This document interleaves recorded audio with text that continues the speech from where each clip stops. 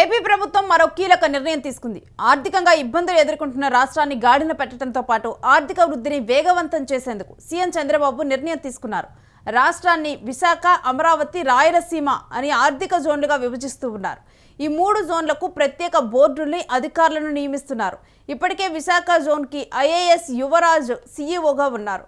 అలాగే అమరావతికి ముఖేష్ కుమార్ మీనా సీఈఓగా ఉన్నారు. ఇక రాయలసీమకు కృష్ణబాబు వంటి సీనియర్ ఐఏఎస్లను సీఈఓగా నియమించబోతున్నారు. ఇక ప్రతి జోన్లోనూ 3 రకాల కమిటీలను ఏర్పాటు చేయబోతున్నారు. ఇందులో విశాఖ జోన్లోకి 9 జిల్లాలు రాబోతున్నాయి. అలానే అమరావతి జోన్లోకి 8 జిల్లాలు, రాయలసీమ జోన్లోకి 9 జిల్లాలు రాబోతున్నాయి. రాయలసీమ జోన్కు తిరుపతి కేంద్రంగా ఉండబోతోంది. ఇక విశాఖ జోన్లోకి వచ్చే 8 జిల్లాల్లో శ్రీకాకుళం, విజయనగరం, విశాఖపట్నం, అనకాపల్లి, అల్లూరు సీతారామరాజు, పార్వతీపురం, మన్యం, తూర్పుగోదావరి, కాకినాడ, కోనసీమ ఉన్నాయి.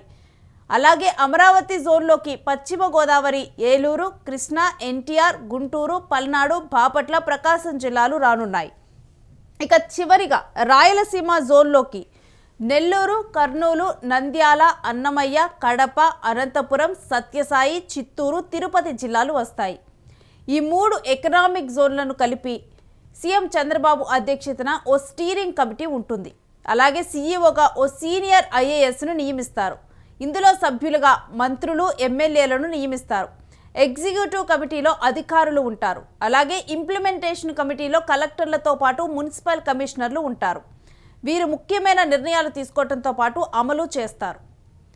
ఇక ఈ విధంగా కూడా ఆంధ్రప్రదేశ్ ప్రభుత్వం కీలక నిర్ణయం తీసుకుంది. జోనల్ వ్యవస్థ ఏర్పాటుకైతే గ్రీన్ సిగ్నల్ ఇచ్చింది. ఈ మేరకు కూడా 3 జోనల్ని అయితే ఏర్పాటు చేయనున్నారు. ఇక ఏ జోన్లో ఏంటి అంటే ఎవరు సీఈఓలుగా ఉంటారు, దాంట్లో సభ్యులుగా ఎవరుంటారు ఏంటి అనేది కూడా మొత్తం కూడా ఒక ప్రణాళికను సిద్ధం చేసుకున్నారు. ఈ విధంగా కూడా 3 జోన్లుగా ఏర్పాటు చేసి అభివృద్ధి ప్రణాళికను రూపొందిస్తున్నారని చెప్పాలి. ఇందులో విశాఖ జోన్లో కూడా 9 జిల్లాలు వస్తున్నాయి. ఈ విధంగా కూడా అమరావతిలోకి ఏమో 8 జిల్లాలు, ఇక రాయలసీమలో 9 జిల్లాలు రాబోతున్నాయి. ఈ విధంగా 3 జోన్లను ఏర్పాటు చేసి తిరుపతి కేంద్రంగానైతే రాయలసీమలో తిరుపతి కేంద్రంగా ఉండబోతుంది. ఇక విశాఖ జోన్లోకి అయితే 8 జిల్లాలు వస్తున్నాయి.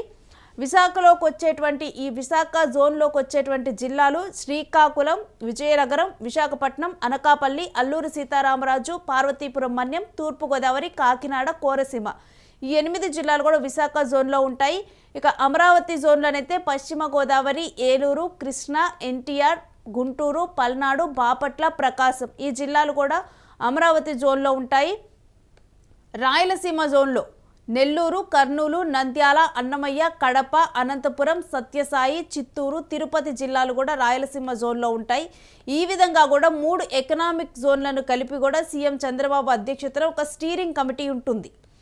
ఆ స్టీరింగ్ కమిటీలకు సీఈఓలు నియమిస్తారు. సీఈఓగానైతే ఐఏఎస్లు నియమిస్తారు.